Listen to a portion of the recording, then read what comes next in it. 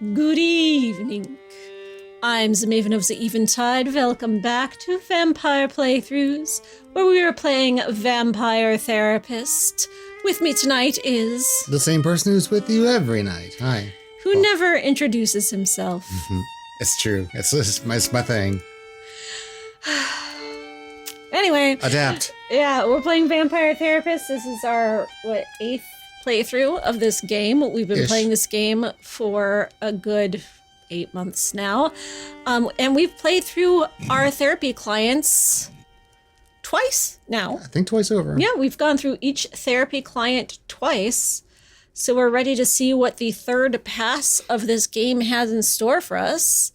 None of our therapy clients are fixed yet. I don't know that they will ever be, but I'm assuming this game that's the goal of therapy. Has some kind of conclusion, right? Like, you can't fix clients. So what You're cured, you can go. What is the conclusion of this game, right? Like, how does this game end? What kind of conclusion do we reach with our therapist to decide that the game is over? Probably for the sake of the game, it'll be like, yes, thank you, doctor. I am cured. I'm going to go live a healthy lifestyle. No, because that would be an irresponsible message for this game to deliver. And I feel like this game has been delivering very responsible messages about They just want therapy. another, mental health award thing. Yeah, That's so all. they're not going to say that. They're not going to say therapy fixes you and solves your problems. They're going to have some kind of conclusion to each of these. Well, it's going to do something to clients. at least sort of give them hope. Yeah, some kind of thing where they feel like happily, it's like in a romance novel where they have their happily ever after, but that doesn't mean the story's over. Like, you assume that couple's going to go off and live a happy life. So you assume that Sam and his client are going to have a continued happy therapist. And This therapy always gives you an HEA. what's the client's... Analysan? Yeah, the therapist and Analysand relationship going forward, happily ever after, good client relationship going forward. And I think maybe that's how it will end.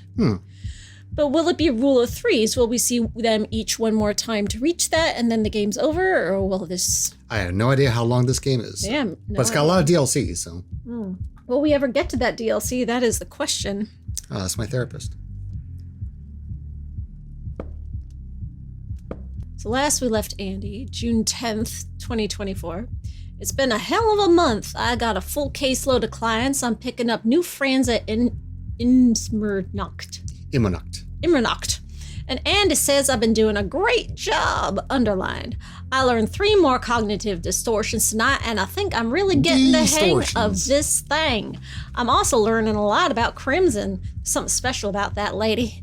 I can see why Andy's a fan of hers. Seemed like she could be doing a lot more than running a bar, but maybe that's me doing some should statements.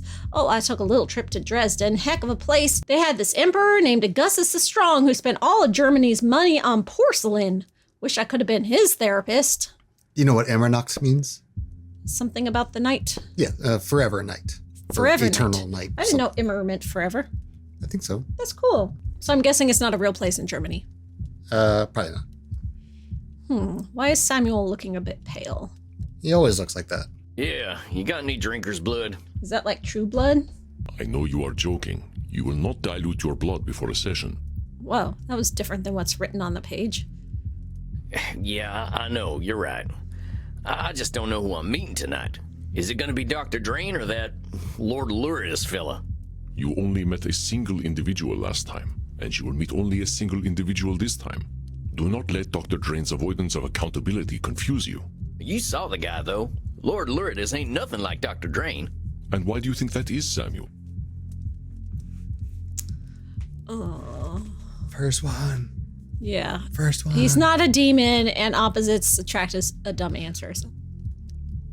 Well, maybe it's easier for Dr. Drayne to blame Lord Luridus. Correct, Samuel.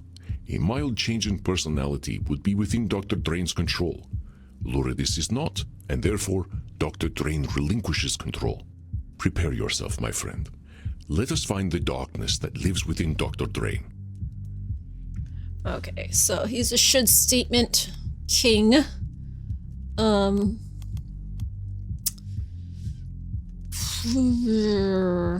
forget what we picked last time. We got some new ones, which is always right, mind reading and blaming. Well, his are going to have to do with I think blaming. projection. So Yeah, blaming, personalization, maybe overgeneralizing. Any of the other mind reading and maybe always right, because he's. I was gonna think that or labeling. Yeah. Well, I feel like always right is more important to analyze than labeling. Because labeling's like, stop calling yourself a bad boy. But I am a bad boy. Whereas always right is more like, maybe we should figure out why you're so convinced about this. Have you tried not being insane? All right, I think I'm as ready as I'll ever be. Do not fear, Samuel. I shall not let Dr. Drayne hurt. I will, I promise. I clicked that too fast. We got it. We can read. And here he comes, whoever he is today. He didn't turn into Lord Luridus until he drank his potion, I know, and he but only might did show that up as because we Lord goaded Lourdes. him. Depends on what kind of mood he's in. He's batty. Doc. Somewhat taciturn today, then. Well, don't be upset with me. I did warn you about that beast. At least now you recognize the urgency in being rid of him. Perhaps now we can stop beating about the bush and actually fix my addiction problem. I'm here to help, but if we're gonna lick this thing, we gotta do it honestly. And that means getting to the root of the problem. I tire of this self-examination process. There must be something efficacious that I can do. Perhaps some sort of aversion therapy. I am willing to do whatever it takes to make that villain just go away. But not self-examination? Then you gotta be willing to address the big old elephant in the room. And what is that? Lord Lourdes ain't that bad. Lord Lourdes is kind of hot. You and Lord Luridus ain't two different people. You keep talking about him like he's someone else, but you both got the same brain in there. Complete and utter nonsense. You've met him. We share absolutely nothing in common. And what's more, I am fully aware that he hates me. Take a look at this note he left on my desk. That's supposed to be you there with the micropenis? It's adorable. Look at his little glasses and his little frowny face. Indeed. Juvenile humor, to be sure. Certainly nothing I would produce. So I see. Ain't he got the same penis, though? Quite so. I have no doubt he does the most terrible things with it. So somehow he's got a different brain than you do, but the same penis. Something ain't adding up here, Doc. I resent what you are suggesting. I have no effect on what Lord Luridus does. Blaming? I know Yeah. you're a pretty responsible fella, but you're giving Lord Luridus more credit than he deserves. What on earth are you talking about? You know that old stereotype mortals like to spread about us where we can't go into a place until we're invited? A ludicrous idea with no basis in scientific truth. Ain't you giving Lord Luridus your permission to come in and do what he does when you take that plasma stuff? I didn't invite him in the first time. I had no idea what I had created. That his presence would become an addiction was not known to me. Dr. Drayne, you're a scientist. Your stock and trade is in facts, ain't it? Let's leave thought out of this for now. You gotta be my scientist here and stick to what we know. Who's my little scientist? Very well. Yes. The genesis of Lord Luridus was in the actions and choices I took. Are you quite satisfied? Doc, we ain't here for my satisfaction. Do you really think that? Well, the fact that I am upset right now certainly lends credence to the idea that you are trying to shame me. I wonder what that would have been. Emotional reasoning, I guess? Yeah. I won't lie to you, Doc. The people that Lord Luridus has hurt probably would have a bone to pick with you. But I ain't here to punish nobody. That ain't the way to help you. In this room, we're working together. You're doing the hard work, and I'm just giving you support. Catch my drift, partner? And so you do me even greater shame through kindness. I cannot win. Perhaps I should simply let that beast, Lord Luridus, have his way with me. Should. Come on now, Doc. You're jumping right to doom there. There are so many ways this therapy thing could go for you. I got 20 distortions correct in a row. I just got a little bonus badge. Huzzah. It ain't we destroy Lord Luridus or Lord Luridus wins. Jumping right to catastrophe just ain't realistic. Already you're fighting him by being here. That means there's definitely something in the middle. And working together, we'll make things better. Maybe not completely better. This work ain't never done. Of course, I am forgetting myself. I'm not usually prone to extremes. I shall attempt to be more mindful. I ain't expecting you to be perfect, Doc. And I don't want you to expect perfection from yourself either. What I'm asking you for is self-compassion. That ain't erasing blame. It's just approaching yourself from a place of understanding. That's a scientific method, ain't it? I doubt many in the scientific community would agree with such a statement, but I believe I understand the thrust of it. We cannot address facts if we mask them in emotionality. That's exactly it, Doc. I couldn't have said it better myself. Indeed. Thus my attempt to synthesize the thought properly. Well, thank the dark powers that made us. Someone in here's the smart one. Very well. We shall take a strategic, scientifically sound approach. We will agree upon facts, develop hypotheses, test and validate. Sounds good to me. If I rely on the science, I will never be wrong. Overgeneralization. Oh, no. Dr. Drayne is so certain that science will be his savior. What if it is not? Oh, always right, maybe? Oh. If I rely on the science... Hold on a sec. Before we jump in, Doc, I gotta challenge you. Even science ain't gonna make it certain you're always right. The answers science gives you might not be the answers that are best for you. I just want you to keep your mind open, all right? My mind is always open. I'm a scientist. I'm just gonna reflect that back to you and see if you think that's true. You're saying being a scientist means your mind is always, without fail, open. Well, I suppose that sounds a bit ridiculous. Very well. I shall endeavor to ensure that my thinking is flexible. Well, sounds good to me, compadre. Let's start assembling them facts. Can I ask you some questions then? You may. Let us begin. All right, so you told me that the thing that makes your plasma addicting is how good it makes you feel when you wake up from it. From your scientific perspective, what makes it feel good? From a chemical perspective, good feelings, or positive emotions, are the result of neurotransmitter action. Considering the specific emotions felt in the immediate moment are contentment and satisfaction, it is certain that I am experiencing an oxytocin and dopamine release. I've never really understood what the difference was between oxytocin, dopamine, and serotonin. I don't know, but I don't get any of them without meds. It is a primal limbic response. In laboratory settings, we observe a constant drive in animals towards stimulating the release of amygdala-receptive neurotransmitters. I think you're gonna need to boil that down for me, Doc. I did not come here to teach, but so be it. Ask your questions. Of Yeah, course, we it's, can- yeah. Yeah, skip to the. What's the limbic system do? The limbic system functions as the emotional center of the brain, responsible for emotional responses such as joy, fear, and anger. So it's like the part of my brain deciding if I should be scared of a rattlesnake or happy about a belly full of blood? Precisely. It plays a crucial role in forming memories and making decisions based on emotional experiences. Often called the lizard brain, it's evolutionarily one of the older parts of the brain, indicating its fundamental role in regulating survival instincts. I've been called lizard brain before, but I'm pretty sure it wasn't a compliment. Like, of course it's relevant because, like, Well, I mean, we I just think asked him for it to be relevant. Yeah, that's how we progress, I think. No, because that makes it sound like I'm saying stop talking about the science they're just stuff. defining things for the player. What's this about neurotransmitters? Neurotransmitters are chemical messengers that neurons use to communicate with each other.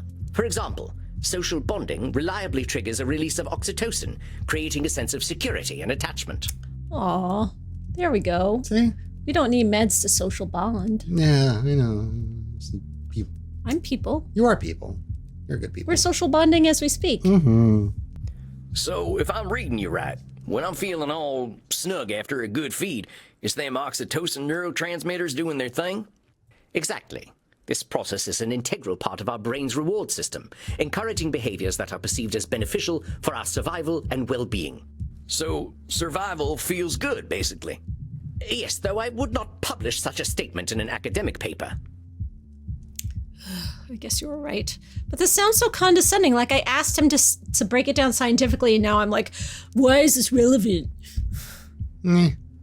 So what's all this stuff really mean in the end, Doc? Why's this neurotransmitter stuff even matter? An intriguing question. Naturally, emotion does not have a practical evolutionary application on its own. However, these emotions signal to the reptilian brain whether or not we are under threat. Oh, well, dang, now I think we're getting somewhere. I think the answer's right in front of us. Oh? And what is it that your rooting-tooting brain can synthesize that mine cannot? Safer. You don't feel safe on your own. Taking that plasma forces you to get that neurotransmitter hit. An intriguing theory. However, evidence stands against it. Like it or not, I am a vampire. The only thing that may threaten me is the sun or a more powerful vampire. Physically, but what about emotional threats? Do you feel emotionally safe? Your vampiric limbic system. Do you feel like you can emotionally let your guard down? Lord Lourdes lets his guard down all the time. All night, yes. Yeah, you never let loose and let your hair down. I should not be experiencing feelings of mortal danger. I am not immortal. Logically, I should know such a thing is ridiculous. It's not about mortal danger. It's about, like, social emotional danger. There's them should statements again, Doc. It doesn't matter what logic says. You still got that part of your brain that says it's in danger, and that part doesn't care about logic. An astute point, and an inconvenient one. That we should be saddled with such vestigial, primal concerns is most unfortunate. Can't avoid the fact that we still got them human concerns. At least we don't gotta poop, huh? Oh dear, and you are doing so well. At least I have nothing to fear from you. It's true, though. We're still animals, partner. We gotta satisfy the animal. Just not through pooping. But we are immortal. Why do we have animal needs, fears, and emotions? What possible use do they have? Wonder what that would have been. Not Nosferatu thinking. Can you guess? I can't think of what the other distortions were. Yeah, there's so many more of them now. It is such a disappointing notion, however, to think that we cannot transcend our reptilian brain, even when we are beyond death. We're dealing in facts, though. And I think what we're coming to is that your reptilian brain doesn't feel safe. It was control fallacy. Oh. Which is absolutely ridiculous. But I must admit that it is somehow true. What a devastating revelation. Dr. Drayne, for all his scientific achievement, is just an emotional little laboratory rat who bases all his decisions in fear. That's labeling. Doc, I want to go back to one of them things I was telling you about in our first session, and that's self-compassion. Let's say you had some vampire apprentice, a scientist like you, who didn't know nothing like what you know, and said they were down on themselves for all the reasons you are. What would you say to them? Well, I would explain that progress is non-linear. The scientific method, in fact, celebrates failure. That which does not conform to theory still informs theory. Any chance you could put the scientist away and talk to their human side? Well, I suppose I would say that it is fine, that all things are temporary, and the universe does not care to condemn them. So how can we get you to say them things to yourself, Doc? Self-compassion. My situation is not the same. I was trained in the age of discovery. I bear the responsibility for that age. Always right. That's what I'm thinking. Blaming. Or overgeneralization. Dr. Drayne is assigning the responsibility for an entire age upon himself. I am surprised he is holding up as well as he is. Personalization. My situation... Man, the time you were raised in, that doesn't put anything on you. Those times are all in the past, and folk forget the past after a generation. These feelings you're having, like you feel you have to represent a certain time or place, that ain't unique to you. It's like you said, the universe doesn't care about condemning you, right? Perhaps it is so. But if this project of mine, to create the blood that will sustain the world, is not what I am here for, then what is my purpose? Well, let me ask you, what's the purpose of a gopher? Rodentia geomedy. Rodents endemic to North America, known for their tunneling ability and as agricultural pests. I believe they are the prey of owls, snakes, and coyotes, and are omnivorous themselves, consuming vegetables, insects, and small mammals. I wasn't expecting you to be so thorough. I don't think I knew half that stuff. I have come to learn nearly everything there is to know about mammalian biology as a result of my research. Please get to the point. I think I forgot what it was now. That is not encouraging. Hold on a sec, I think I've got it. Gophers have purpose. And the other's really cute. And he looks like a gopher. Gophers have a purpose. Driving people crazy, that's what. Used to wreak havoc on the farmland back in Missouri. No, that was the wrong answer. Absolutely ridiculous. That is not their purpose. It's an ill-informed anthropocentric philosophy defined and subscribed to entirely by said anthropocentrists. I didn't know bugs could do that. Anthropocentrists, not arthropods. Humans. Homo sapiens. I am saying that you have created a purpose for the gopher that the gopher is entirely unaware of. So, who made your purpose, Dr. Drayne? What? Well, I did, I suppose. So if you made it, you can change it, right?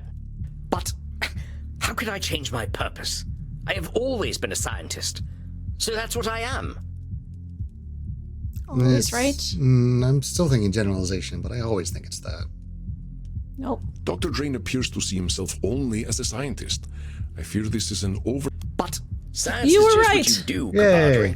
That's one of them Even a broken anthropocentric clock. philosophies you mentioned. You're overgeneralizing about yourself. Dr. Drayne's in there, and he's more than the things he knows are his job title. that's the problem. I'm not sure that he is. All right, well, let's take that scientific approach and try to figure out who the man behind the scientist is. Very well. If we look at the behavior of our subject, myself, we can infer a few things. If we examine my behavior, one can draw comparison to a threatened higher-thinking mammal. I spend much time in ensuring personal safety and security. What about your more peaceful moments? What do they look like? I believe these feelings are only medically induced through my special plasma. However, Dr. Drayne appears to be at rest when he is full and satisfied.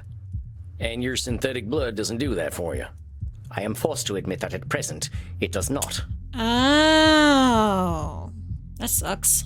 So Lourdes is like Dr. Drayne, the beast. what do you think of drinking something a little more fresh and human? I will not. I do not have to. That depraved vampire, Lord Lyridus, is the source of all that is base and vulgar about my person. Doc, you're blaming Lord Lyridus for something common to all vampires, including yourself. We need blood. That's just how it is. Ain't Lord Lyridus's fault. Now, I know you ain't comfortable with that need, but you can't offload everything you ain't happy with onto Lord Lyridus. That just makes him worse. You have not been listening to me at all if you believe I have absolved myself of all vampiric frailty. I didn't say that. I'm saying you're distancing yourself from your needs by saying they're Lord Lyridus's needs. Well, what if you indulge Lord Lyridus once in a while? Maybe you could keep him from coming out. Do you not understand what I have been working toward for the last 400 years? I will finally be able to transcend this thing that I am. I shall be a parasite no more. His fangs. Look at him. Look at him vamping out. Dr. Drayne, we really got to talk about some kind of middle path here. Back home, we tried the whole abstinence thing a few times, and it didn't go too well. We tried to stop drinking, and that just made people only do bad drinking. We tried telling teenagers sex was evil, and that just made them want it even more while being ashamed of themselves. What if you just tried to do some of them things Lord Lyridus does? Just don't do them the way he does. I find the idea utterly repellent. Yeah, but then you go and take that plasma, and Lord Lyridus makes the decisions. We don't want that, right? Fine. Fine. I'll drink some blood. Yay. But I warn you, Sam, the price of failure is most dear. If I should lose my humanity, all of humanity will lose. The entire world will suffer for Dr. Drayne's failure. This is a stark vision for the future that he holds. Well, personalization. But I warn you, Sam. Doc, you really can't be putting the weight of the world on your shoulders. That ain't something you can control, compadre. This is hard. Being a therapist is hard. Now, I know you're a capable fella, but the world is gonna turn with or without you. You think so? I can't imagine someone with my highly rational mind feeling so strongly if my prediction weren't firmly rooted in fact. There's no douchebag option. What's the opposite of personalization? Projection? No, they're the one. Maybe I'm thinking of overgeneralization. I can't imagine someone with my highly rational mind feeling so strong with my prediction. Maybe that's Nosferatu thinking. Maybe. Has to be one or the other. I know it all seems real heavy right now. Just show yourself a little compassion and patience. Beating yourself up over a future that ain't happened yet isn't gonna help you. We need to go back to this thing I brought up before. You're a smart fella, Dr. Drayne, but sometimes you're forgetting vampire commonality. We've all felt like the world was ending or that we're awful monsters. But them feelings are our perceptions alone. Yes, I'm aware. Perhaps I've been a little too human in my wobbles. Wobbles? I like that. However, you forget my training in history. I am not an average vampire. I was trained by the great Professor William Harvey. I did forget that. Did you remember that? Nope. Nope. No idea who Bill Harvey is. I have had 4 centuries to unlock the secrets of animal biology. I have a duty to humanity and to my own legacy. A duty I should not fail in. Otherwise, what was it all for? Hold your horses there, amigo. Oh. You think you got a duty to humanity? Well, that Frau ain't Blucher. scientific at all. It ain't just anthropocentric, it's Dr. Drayne-centric. Nobody said you had to do anything. Remember when we first started talking, I told you about them should statements? That's what you're doing, compadre. Just remember that them shoulds are yours. Just shitting all over the place. Yes, I must be frustrating to you, Sam. I invoke the same delusions over and over again. Hey, come on, Doc. You should be proud of yourself. Should. You know what the difference is between you and vampires who never improve themselves? $200 a session. You're here. You've made a commitment to getting your head on straight, and you're getting there, my friend. Already you're making some big changes and investing in yourself. I can see it. Aw, so maybe this is the conclusion that we have a happily ever after of our therapist relationship. Yeah, going 3 forward. sessions and ready to go. So let's cut Dr. Drayne a break. How about it, amigo? He doesn't need the weight of the world on him. There's only one thing he should do, and that's have a little understanding and empathy for himself. You get me? Yes, I get you. Very well. I shall try to keep a clear head. And I will arrange to drink some real blood. There's plenty of it in the lab. I shall just liberate some of it. Good man. We'll talk about how it's gone next month, all right? Indeed. Until then, Sam. And thank you for your patience. I ain't got nothing but time, amigo. You can thank me by being patient with yourself. All the same, you have my thanks. I shall see you in a few weeks then. Farewell. That definitely felt final. Well done indeed, Samuel. I think we are starting to see a new version of the good doctor in the making. Yeah, I don't think we're seeing him again. That feels like the end of the game for him. Oh, But, in a good way. I know. I hope at least got like an epilogue from him, It's like, yeah, I drank some blood. Everything's great. Maybe. I hope you're right, boss. That fella's awful hard on himself. That is normal, my friend. Being a vampire takes a lot of self-acceptance. He is only taking his first steps in discovering this. Yeah, fair enough. It took other people forgiving me for me to forgive myself. And now you pass on this gift of compassion to Dr. Drayne. Now, Samuel, the evening is still young. See what the night has to offer downstairs. That sounds good, Andy. Rest in peace, my friend. He always wishes him death. And scene. Aw, that was sweet. We sure got a lot of things wrong, though. Well, at least we got enough in a row to get our achievement. I always come out of the doc sessions feeling dumber than ever. But you did such a good job. Why do you feel dumber than ever? Yeah, he's reminded of his own shortcomings. Great session with the doc tonight. Sometimes his being a big old nerd can be a real help. He's looking at his problem more rationally now. Likes to blame Lord Lourdes for his more animal needs. That is, he denies his own needs and Lourdes fulfills them. Has a lot of his identity tied up in being a rational scientist. Wants to transcend being a vampire. Must drink real blood. I encourage the doc to drink some real blood. I think his head ain't clear because he's starving. I think he gets that's a biology thing. Well, good for him. I'll check in with Crimson. She's always got some bartender's wisdom to share. Crimson. Howdy, Crimson. Crimson. Looks like a nice crowd tonight. They're always a nice crowd, cowboy. We like to maintain an asshole-free zone. Well, vampires don't poop, so. I'll try not to be an asshole then. I'm not worried about you, cowboy. You had a session tonight, didn't you? Yeah, with the doctor fella. We had a hard talk about what being a vampire means. He's having a hard time coming to terms with it, even after 400 years. He's so good about talking about him, like his sessions, while still maintaining complete confidentiality. Yeah. He's really good about that. He knows. I can understand that. I've stopped aging for the last 20 years and don't know how I feel about it yet. How do you think it went with him? I think we're finally getting somewhere, actually. It's funny, a lot of vampires forget they're human, but he keeps forgetting he's a vampire. But just like we can't opt out of being human, we can't opt out of being vampires either. Must have been a hard talk, cowboy. I sometimes wonder what I am. Staying the same age, drinking Andy's blood to live. Don't get me wrong, I like not being dead, but I still feel like I'm living on borrowed time. Is this a good time to ask why you don't just join the dark side? It ain't that bad being dead. I'm just not sure what I'd do with forever, you know? Eternity's a long time. You could read so many books. There was time now. I would read all the books. Eternity would suck. Really? Yeah. You wouldn't want to live forever? No. Oh my god, I'll miss you so much when I live forever.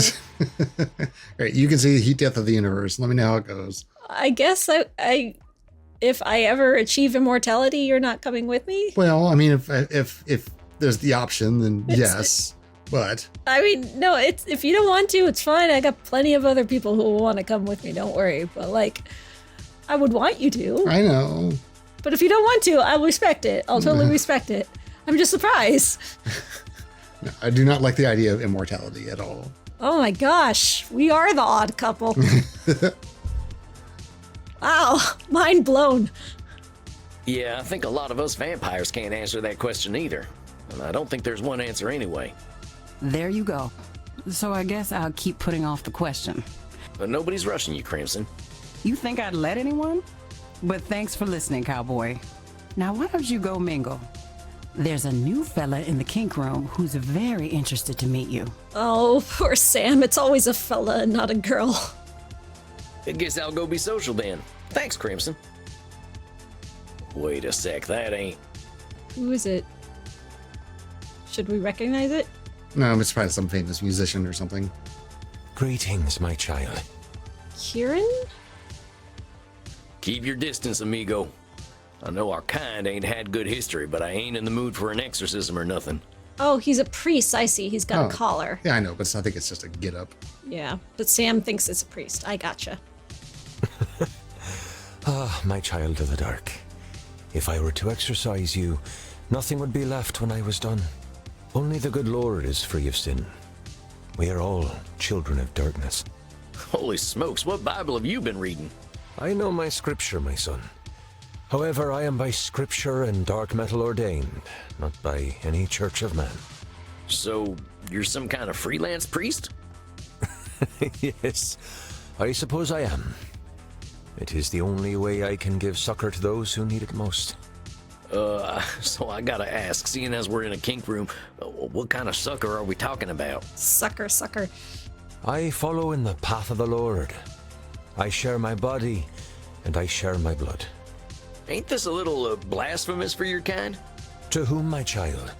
God is in everything, including you, sweet vampire. Can God blaspheme against himself? I merely wish to give comfort to those who live in darkness.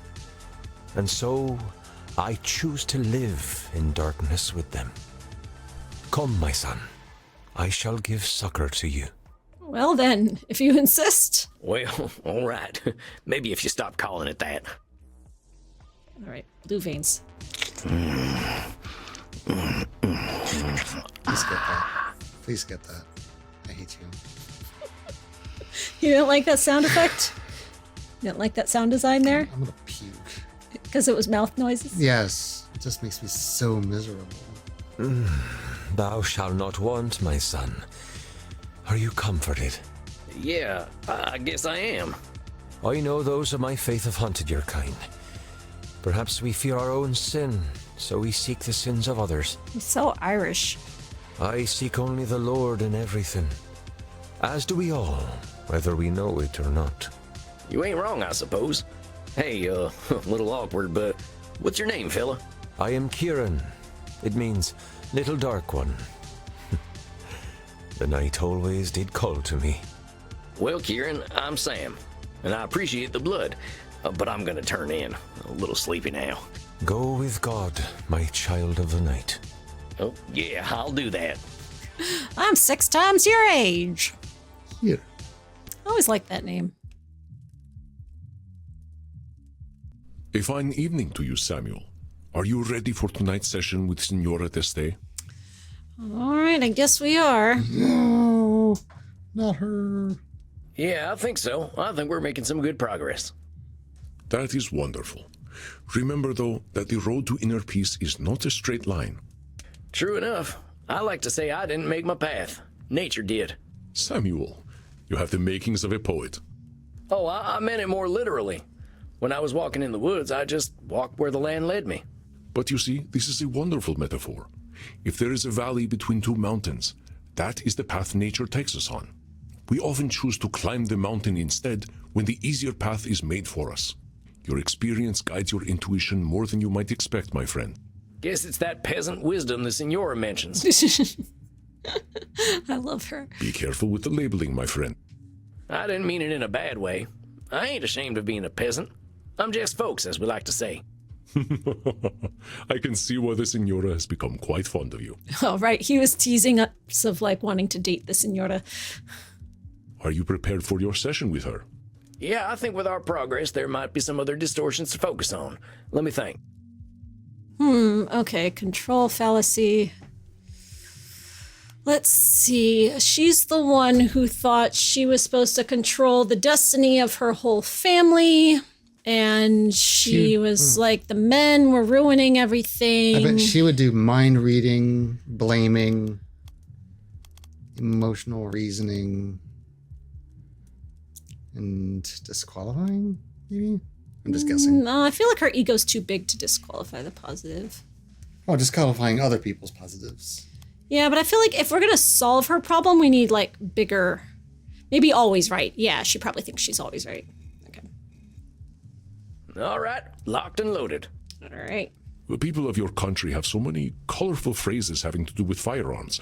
I do not understand the obsession. I read once that the biggest metaphors that exist in America are sports metaphors and military metaphors. We come from a very proud line of sports killing folks. Sports and war, sports and war. Spores. Sports and worms, sports and worms. Cats and boots. I can't explain it neither. I shall leave you alone with the Signora, Samuel. Don't do that. Howdy, Signora. Good to see you tonight. You are looking forward to seeing me? Well, sure I was. You're an interesting person, Signora. It's a privilege to get to know you.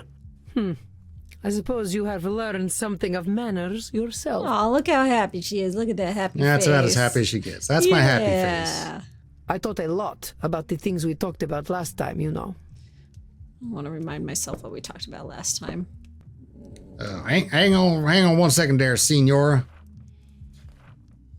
Really got into the Signora's family issues, and there's a lot of them. She's hopping mad that they didn't meet her standards. She died so she could control her family. It didn't work. Her husband and son were both major disappointments, especially her son. She hates the Spanish, might be a little obsessed with her late husband's failings as a man. She's holding a lot of anger. I think this is the tip of the iceberg, though. Next time, I'll see if I can push her a little more. All right. That's right. There was a war. Spain came and destroyed everything. She hoped by dying that she could stop the Spaniards from destroying her Italian family, but it didn't work. Oh, yeah? What about exactly? About how foolish I was for wasting my time for so long fighting against reality. Control fallacy. Now, hold on, Signora. Maybe you were fighting reality some, but that doesn't mean you were wasting your time. That fighting with reality is just part of what makes you human. It's your experience. Your journey that you're learning from. But if the aim was to control my family, I failed to achieve that aim. Yeah, but that's real all-or-nothing aim, Signora. It's easy to fail when the conditions for winning are so narrow, right? Yes. You are, of course, correct. Of course. She said of course. Would that I had listened to the simpletons in my life earlier. Labeling, I guess. Perhaps. Well, I'm glad you've been doing some thinking. You were putting so much pressure on yourself to be the one keeping your family going. I can tell how much it was weighing on you. I spent so long trying to fix them, trying to transform them into something that they were not. May I talk to you about my ex-husband, Sam? Please do. Of course you can. I know he gave you a lot of grief. He hurt me deeply, in so very many ways. He was the start of all my delusions because I thought I could fix him. Oh no, is he a fixer-upper? I thought Frankie was the way he was because I was not an ideal wife. That perhaps he would have been faithful if I had been as beautiful or fertile as a Medici. Disqualifying the positive, I guess? I know I have been arguing with reality, as you have said, but the idea of a fruitful marriage, sanctified by God, this was the only reality I had. But that reality did not match with mine. God could not have blessed both our marriage and riddled Frankie's penis with French diseases. We're going to mention penis in every single therapy session from now on? French diseases? We used to call syphilis the malfrance. Diseases don't belong to any nationality. You sound like a certain politician from back home. They don't. Do not insult me. Have I not suffered enough with my husband's disgusting malady? I think that's a reference to the whole China virus thing. It was a painful lie to live. I could only conclude from my sorrow that God was testing me. Endlessly. Blaming? I was gonna say personalization, but we don't even have there. Emotional reasoning, I guess. Again, Oh. Signora, going back to where we started. You were you, and Frankie was Frankie. Your sorrow was natural.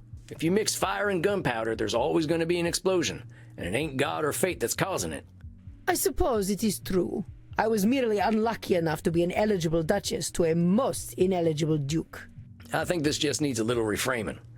I know you were dealt a rough hand, but it doesn't necessarily mean you were being tested. Sometimes we just gotta make do with the hand we got. What I'm suggesting is that then and now, a radical acceptance approach could have helped you. What do you mean? Could have been polyamorous. Could have had a secret arrangement. Could have become a nun. I mean, all technically true. I mean, these both sound like wrong answers, so I'm guessing this is the right answer. Go for it. You could have had some sort of secret arrangement. That was pretty common back then, right? Oh, we did have a secret arrangement. The arrangement was that he kept secrets from me and I pretended not to know about them. Had you ever considered talking about it? I could not. You do not know what it was like back then. A woman, even one such as I, was always subject to her husband. I did not have a say in his affairs. I had to play the part of the good wife and mother. You must understand, I only earned my significant power by playing the societal game. But he knew you were aware of his indiscretions, didn't he? It was hard to deny when he approached me with that rotten thing between his legs. So why not bring the issue out in the open? He would have become angry, I am sure. Perhaps he would have beaten me and taken away the privileges I had worked so hard to earn. Mind reading. Do you know that for a fact? You couldn't read his mind or tell the future, only make guesses. If he knew that you knew about all of it, even accepted it, maybe you could have had a real conversation about the ways you could both live more honestly. Oh, Sam, you are so naive. You are very sweet, but men are dogs. They understand only food and sex, and they do not care about the providence of either. Labeling, I guess, or overgeneralization. Overgeneralization. Yeah, probably overgeneralization. Point is, Frankie was no fool, right? He could be reasoned with. Well, he was wise enough to let me control Mantua, and he had his clever moments. See, mind reading was a good way to read a lot of stupid in his head, and he wasn't all dumb. Perhaps it is pointless to tread over the past again and again. What has happened has happened. It has been nearly 5 centuries. I should not let the past haunt me so. Should. I mean, but isn't she kind of right? Yes. But I guess he would probably say, but the past is haunting you, so let's deal with it. Yeah. I think what happens, like, if we find the right one, like, we get some, like, a little bit of extra dialogue before we continue as usual. Yeah. That's my guess. If I am true, Sam, I am still very angry about all the lies I was told. I may be harboring some resentment. You think?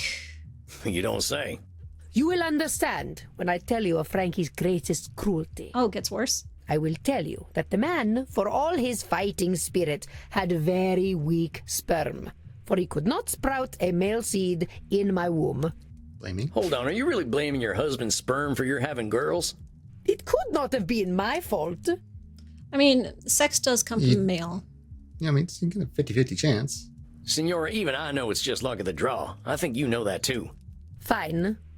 Perhaps I just wanted to insult Frankie. But I will continue. My first child was a girl. I could not have been more embarrassed. Or so I thought, until I had my second child, who was also a girl. I will tell you, Sam, I was a young woman in mourning. I did not emerge from my chambers for weeks. The next time, finally, I had a boy. My beautiful Federico. Look how happy she Was is. such a charming child. He would entertain me so with his clownish behavior. May I show you a picture, Sam? You have a picture of your child from 500 years ago? Well, sure, let's take a look. Aw. Look at him. Isn't he beautiful? He could have been a movie star or a model today, don't you think? Absolutely. Admit it, he is the most handsome boy who ever walked this cursed earth. 100%. Well, Why am I asking you? What do you know of beauty? Anyway, I gave all of myself to him, all my guidance, all my wisdom, and all of my love. What about your daughters? Everyone said, "You are doting on him. Give him some air." How dare they tell me my business? I am Isabella d'Este. I know what is right. Signora, I'm sure you knew what was best for your son, but ain't it possible that those people might have been able to help you? It's lonely work when you feel like you can't listen to anyone else. Are you telling me how I should have raised my son? I got a better sense of self-preservation than that, Signora. But you gotta admit, this Nosferatu thinking of being always right is pretty exhausting, ain't it? I bet we could have picked either one. Oh, that is true. And as it turned out, pointless. It did not matter in the end. Frankie, in his supreme foolishness, managed to get himself captured by the French. He ransomed himself out of prison with something more precious than all the gold in Venezia, more valuable than the Pope's seat. He sold my son, my beautiful Federico. Dang, that must have been devastating, Signora. I can't imagine how painful that must have been. No, you cannot. For you will never be a mother to a son so beautiful, so intelligent, and so pure. That's really sad. Maybe he grew up to be a jerk. I mean, we already knew she was super disappointed in her son. Oh. But that was not the end of my pain. It was not enough to take my son away. Not content to merely break me, the French, as always, needed to corrupt. It sounds overgeneralization again to me. Yeah, I guess so. But then I think everything's overgeneralization. I mean, I would say blaming, but it's obviously not that, so it's got to be overgeneralization. They sent my sweet Federico to a den of filth, a place where chastity went to die, straight to the crossroads of Sodom and Gomorrah. They made him gay? They sent him to the Vatican. Oh. I mean, maybe that made him gay. The Vatican? Seems like that'd be a pretty boring place for a boy to spend time. This was Rodrigo Borgia's Vatican. It was a city of prostitutes and perverts, and he was their mayor. My poor Federico. He was a boy of a certain age. I could not have prepared him for the temptations he encountered. When he finally returned to me, he was no longer Isabella d'Este's child. He was the child of Francesco Gonzaga, an experienced whoremonger in his own right. What would that have been? I don't know. I always think it's overgeneralization. No, this so wouldn't be you can just overgeneralization. assume. This would be not black and white thinking. I don't know. I am a man now, mother, he would say. I do not have to listen to you. And indeed, he did not. Which is why he died of syphilis, just like his depraved father. He did not even have the courtesy to wait until I was dead. Now do you understand why I prefer the illusion of truth and beauty I try to bring to art? My mother told me when my marriage was young, Isabella, you must pretend that all is as it should be. The truth is dark, but you must maintain your own. I don't know that that was good advice. I hate to say it, Signora, but I think your mama was spouting a few should statements of her own. Keeping up that illusion must have been draining. That is why I tried to create my own illusions. If I depicted love and chastity in their ideal form, I could make that illusion come true. Well, Signora, if anyone were strong enough to change the world's morality, it might be you. But I think you know the truth is that you don't have that kind of control. No one does. Then why am I here, Sam? Why are any of us here? Are we here to eat, sleep, fornicate, and die? I know a few folk who might say that's why we're here. It's one of them existential questions, ain't it? Here's my take, Signora. I think you're here to be you. I certainly hope you have something more intelligent to contribute than that. I don't really. Here's the thing, Signora. None of us is going to change the world overnight, or even in a millennium of nights. But our being here, being ourselves, swings the pendulum in a whole bunch of unknowable ways. That is a dark interpretation of reality. Are we truly so powerless? What do you think? Not mind reading, not blaming, not emotional reasoning. Is it control fallacy again? Or is it emotional reasoning? My gut says emotional reasoning, but I might be wrong. Nope. Isabella sees imperfection as helplessness. Help her see otherwise, my friend. That is a What I'm saying, Signora, control is not fallacy. that we're powerless. I'm just saying we ain't gonna change the world on our own. Not everyone's gonna buy what we're selling, but some people are gonna get it. People are still out there talking about the art you brought to the world. Maybe fellas like me don't know who you are, and I bet that nasty Pope from your time wasn't your biggest fan. But you can't help but be an influence on people. Just not all people. Ain't that so? I do not know if that is enough for me, Sam. Well, here's what I think we should do, Signora. All them efforts of yours are always facing outward. How about we spend some time on you? What do you mean? I mean, let's work on the things Isabella d'Este likes. Forget about the rest of the world. What are you putting in your art that's for you and not for anyone else? What art does she make? Like, I know this session started with her having gone to see Star Wars and she hated it. And she's like, I'm having existential crisis because everyone loves Star Wars and it's awful. But I didn't know that she made art. Maybe she's a cinematographer. Ugh. Is it a little embarrassing? Hush. If you must know, it is centaurs. I like centaurs. She likes centaurs! Hey, I ain't gonna judge. Sometimes I like horses better than people, too. Yes, well, they are pleasing to look at. Damn straight they are. Now, how about this, then? Why don't you pick up a brush and paint yourself up a centaur? I have not attempted to paint for centuries. This is just for you, Signora. No expectations. How's that sound? I cannot believe I revealed this thing to you. I'm glad you did. I'm a lucky fella.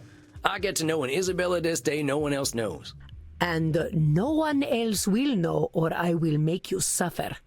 Capiche? You got a deal, Signora. I'm here to be supportive, that's all. I hope that when you come back next month, we'll be having a nice conversation about you finding your muse. Yes, perhaps. Very well, Sam. I do not understand your ways, but I cannot deny you have a certain untamed wisdom. I shall attempt to paint a centaur. This is not what I expected from therapy, but I shall do as you suggest. I shall see you in 4 weeks then. Arrivederci, Sam. Oh yeah, see you soon, Signora. Arrivederci. This felt much less conclusive than Dr. Drayne's session, so I feel like we probably have a whole nother session with her. No, not all therapy is. I think that was a fine conclusion. Teaching how to look inwards for a while, I think that was nice. Arrivederci. Maybe because she didn't really have as much of a problem to solve as he did, so it was less to conclude. Could be. It went different. Yeah. Goodbye. Well, Samuel, well, Samuel. you never cease to impress. Centaurs. You were eavesdropping. I don't think you're supposed to know about that, boss. I am 3,000 years old, my friend. Horse people are somewhere at the very tip of my kinky iceberg. It is already forgotten. Well, the Signora's pretty embarrassed about it, so I'd appreciate it if you kept it to yourself. Signora d'Este is wise to put her faith in you, Samuel. I will gently remind you that relationships between therapists and Stop clients are teasing. highly discouraged. You're such a troll. Oh, come on, Andy. It ain't like that. Signora d'Este's just... You're I'm just messing with kidding. me. Samuel. Of course I am. Unless... All right, you know what? I'm going downstairs. I could use a drink. He is such a troll. Well earned, Samuel. Please, rest in peace. And scene. Not bad. 2 successful therapy sessions in a row. Poor Signora. That lady's holding on to a lot of anger. Reminds me of myself as a young vampire. The deeper I dig, the angrier Isabella gets. I don't think we're even at the core of it yet, but she's furious as hell with her husband and son. Adored her son more than anything, a little too much maybe. Feels betrayed by both her husband and her son. Seems angry with herself that she wasn't able to control either of them. Maybe madder at herself than her boys. I tried to push Isabella to be a little more selfish. She can't control another human being, so maybe she can worry about herself first. Yeah, see, that's why I don't think it's done. I feel like we have a whole nother session with her. Because he's like... we're not even at the core of it yet. So, yeah. Pretty hot in here tonight. I think I'll get some air. Maybe I can get to know Bert a little better. Bert!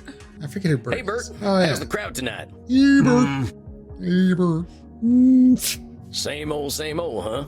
So, My paper clips, Bert. what do you think of Leipzig, Bert? Real fascinating architecture here. Oh, you don't like Bored it? me. Leipzig bores you? Hey, not everyone's into architecture. I get it.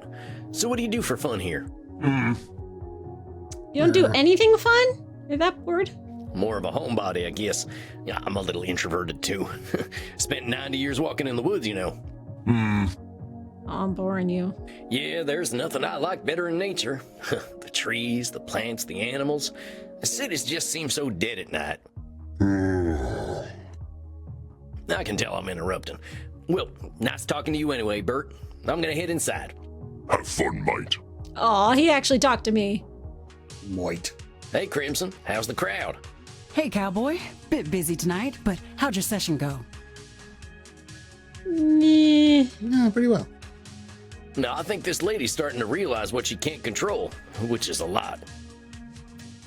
She's still mad as hell about it, but I think we're getting closer to acceptance. I know how she feels, cowboy. I feel like I wasted years of my life in DC trying to make the world a better place. But it sounds like you are making progress to me. She's got time to make her peace. That's what Andy says about you vampires. Yep, that's true. We can take 40 years or 400, but that's up to us. In the meantime, I'll whip something up for a hot summer night. Ooh, it looks like a blood margarita. What's this now?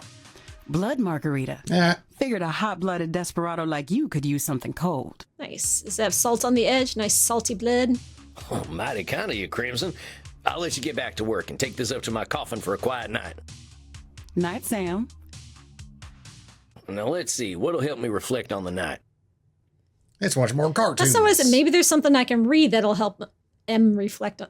Wow. Yeah, I think there's something Omar Khayyam once wrote that I can look up. I don't know who that is. Or I could watch Buster Keaton almost get himself killed a bunch.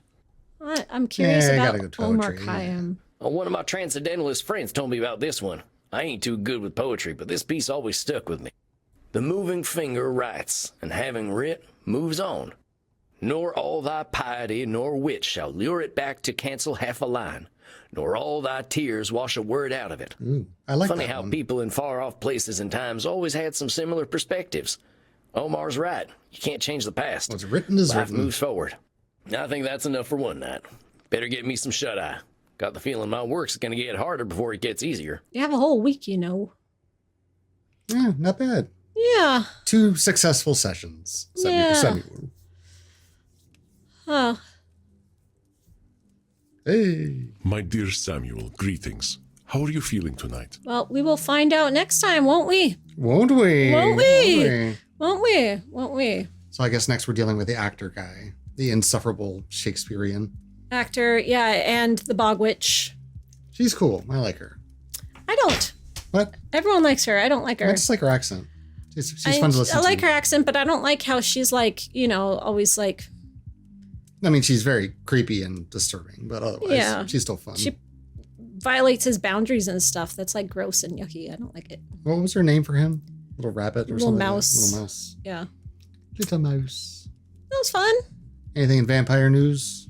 Talamasca show's done. Just had the Thank last episode. The season God. finale came out. Now that it's been like out and the Yesterday? finale's done, can we actually talk about how much we hated it?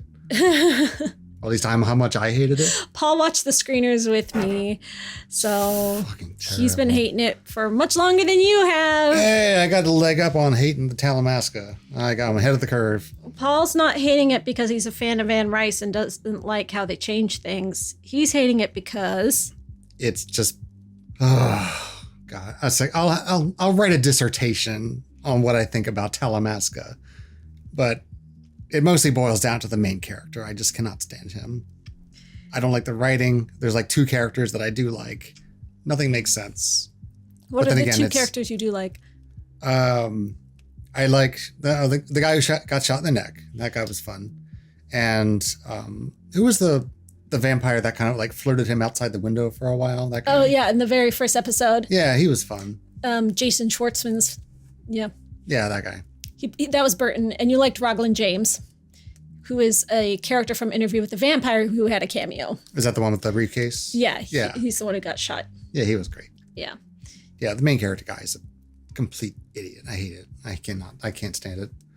So you didn't find the mystery of what the 752 was compelling? No, I don't. You didn't find Helen's search to find her long-lost twin sister compelling? No. I would have, yes, in a decently run story, but not in Talamasca. Everyone keeps asking me if I'm going to do a review video You got on it, to. and I'm just like, do an angry review. It's fun. People love I to see just you feel mad. bad just being so hateful and awful No, and people come to you mean. for honesty. I not to blow smoke up their vampire skirts. No, like I don't just trash on shows for being awful. I'm supposed to talk about like the meaning of the messages in You shows. can, but you can also tell them how they did it in a really ham-fisted way. There are no meaning and messages in this show. Like this show isn't saying anything. So it'll just be a half an hour of silence. Yeah, like This is my review of Talamasca. like what do the vampires mean in this show? Like, you know, the people who are victimized by large organizations, which are the man, which are always corrupt for some reason. In Anne Rice's books, the Talamasca is not a corrupt system that's preying on the little guy at all. Like, that's not a thing. But of course, that's what it is in the show because the writers of the show can't conceive of a large organization being anything but a horrible, corrupt. Yeah, so I don't blame the source material. I blame the screenwriters. Yeah.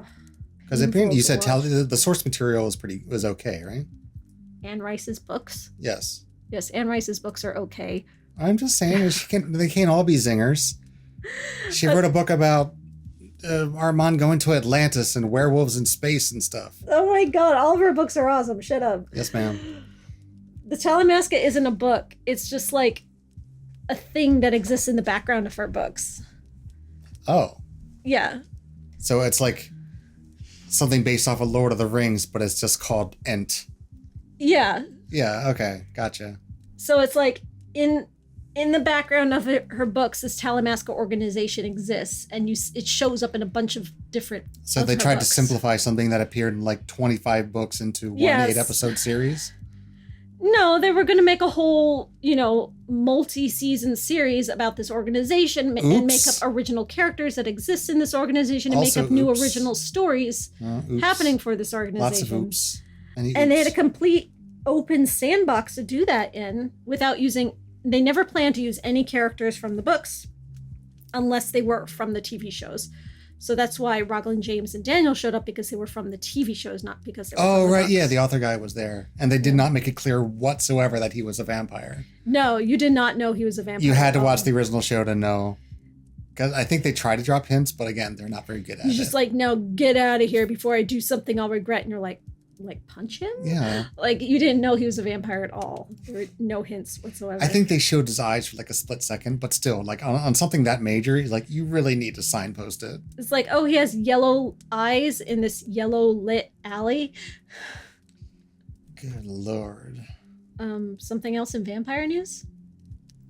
I went to the vampire ball in New Orleans. It was fun. It was great. New expansion for Vampire Survivors coming out soon. They have it in VR now, which is really weird. Did you guys know that Paul's a huge Vampire Survivors player? He plays it all the time. Oh god, I've already logged like 200 hours in that game. Yeah, he never talks about it, but like he's huge on that. There's not much. It's a very simple game. It's only like $3. Go get it. The DLC is also $3. Worth it. Paul plays Vampire Survivors a lot, and he never mentions it. But I do. It's my one vampire vice. Thoughts or feelings or questions for Paul about Vampire Survivors? Put it in the comments, and I will relay them to him. And then they have the new like weird Hearthstone card game thing coming out soon as well. A Vampire Survivors? Yeah, which I'm curious enough to look at. Their big DLC was Ode to Castlevania, but it has like so much Castlevania lore in it that I don't know. So like all the secret characters, I just do not know the answers to these riddles of what I want me to do to get these characters. It's probably based on the Castlevania TV show. TV show and game lore, yeah. Well, I mean, the TV show is like the thing that everyone knows now, so they probably would have only used TV show stuff. So you should watch the TV show. Yeah, I think I've only watched like the first few episodes of the first season. Oh my god. Oh. Did you watch them all? I'll watch it with you again. Okay. We'll Yeah, watch it I wouldn't mind. I don't know why we stopped. Vampire the Masquerade Bloodlines 2 is out. Don't remind me. We have it, and we're going to play it. So one of my Patreon patrons has pledged for us to play Vampire the Masquerade. Yeah, I have it. At least I had it on. Yeah, we DVD. have it because they sent it to us. Oh, okay.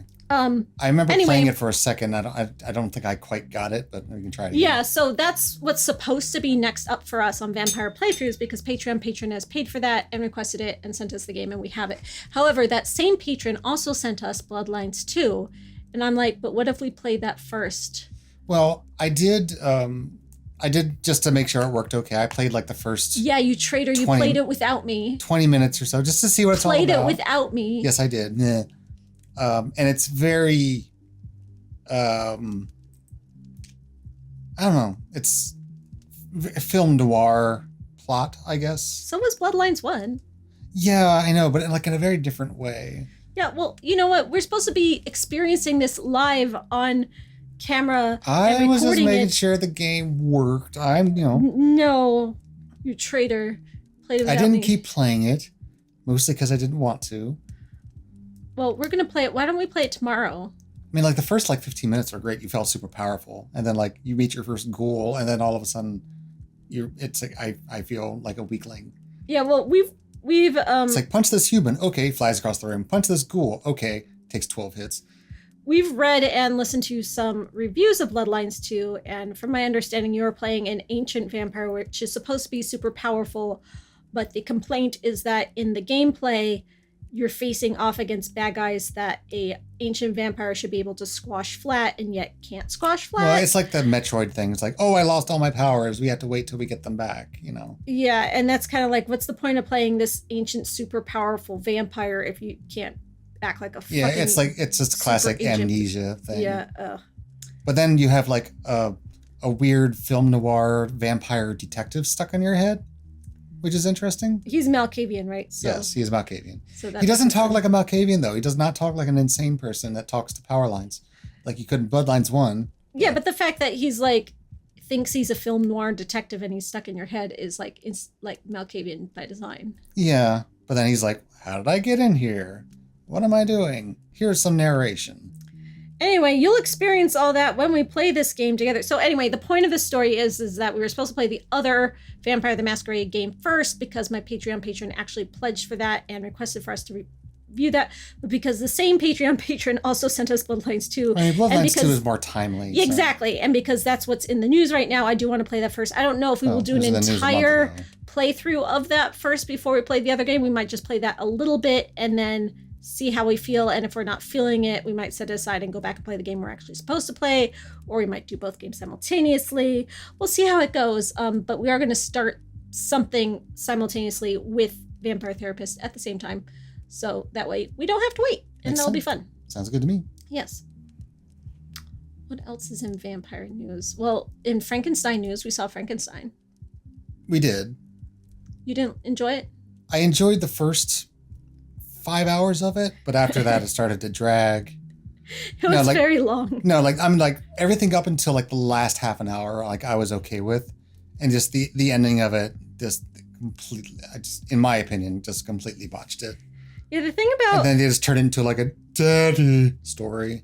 The thing about some of Guillermo del Toro's movies is they are very fairy tale-esque, and he'll really just hit you over the head with a frying pan about what my message is, like I'm telling a children's story. But it's got a lot of the actors from Strain in it. Crimson Peak wasn't like that, but Shape of Water was like that. And when I watched Shape of Water, I had the similar disappointment where I'm Shape of Water is good, but so preachy. Yeah, very preachy. And I'm like, if Frankenstein had been more in the vein of Crimson Peak, of like a gothic story that kind of just let the audience interpret the messages and figure it out for themselves, I probably would have enjoyed Frankenstein more than if it was like preaching out the messages to me. Who was the actor in Crimson Peak? That wasn't Tom Hiddleston. Hiddleston. Okay. For some reason, I kept thinking it was Cumberbatch. I don't know why. As I said, I did go to the Vampire Ball in New Orleans, but I'm not going to talk about it now because I will probably talk extensively about it in my next Vampire Library video when I show you all the... Did you bring souvenirs? Yes, all the souvenirs and swag that I got brought in New everybody Orleans. presents. You will see all that in my next Vampire Library video, which I probably will save to do until after I get all my Christmas presents, because I'm sure I'll get many Vampire Christmas presents. And then I'll show everything all off at once, so you can look forward to that at the end of the month. And that's when you will hear all that. So just hold tight onto your vampire seats to hear my vampire stories about my Vampire Ball and Vampire New Orleans. Hang on to your vampire butts. Exactly. So until then, same vampire time, same vampire channel. Same vampire balls. Always keep it classy on this vampire channel. Blah. Blah. Blah. I said blah. Yeah, but then you made a clicky sound with the thingy. You can edit that out. Not when you do it at the same time. Blah, blah, blah, blah, blah, blah, blah. Oh my god. Blah. Blah.